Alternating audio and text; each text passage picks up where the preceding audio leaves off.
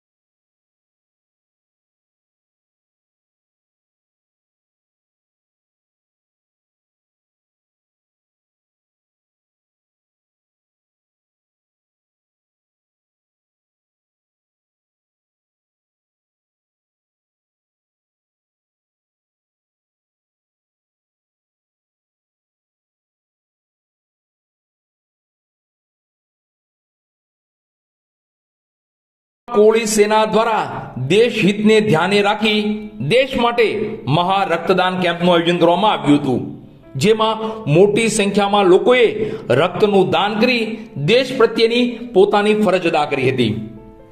ભારત દેશ પર આતંકવાદી હુમલા બાદ ભારતે પણ શક્તિ પ્રદર્શન કરી પોતાની તાકાત બતાવી આતંકવાદીઓને શોધીને તેના પર હુમલો કરી તેને નેસ્તનાબૂદ કર્યા છે.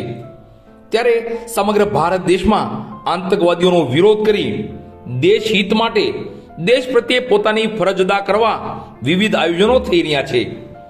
ત્યારે કોળી સેના મહુવા દ્વારા પણ દેશ માટે મહા રક્તદાન કેમ્પનું આયોજન કરવામાં આવ્યું હતું.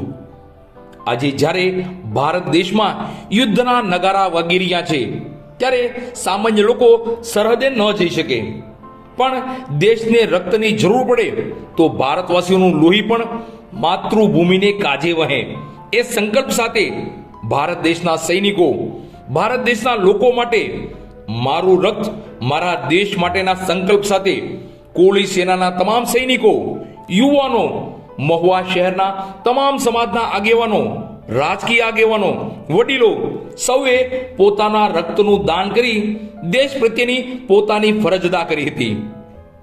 આ મહા રક્તદાન કેમ્પ પૂર્વે ભારતીય સંસ્કૃતિને અનુસરી સંતો, મહંતો અને આગેવાનો દ્વારા દીપ પ્રાગટ્ય કરી મહા રક્તદાન કેમ્પની શુભ શરૂઆત કરી હતી.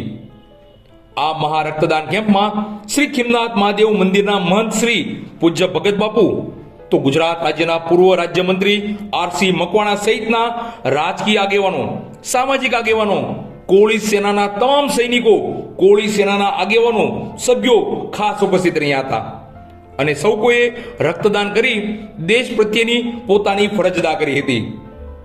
એકંદરે કોળી સેના દ્વારા યોજાયેલ મહા રક્તદાન કેમ્પ સફળ રહ્યો હતો. તો નવકાર ચેરિટેબલ ટ્રસ્ટની બ્લડ બેંકનો સુંદર સહયોગ રહ્યો હતો.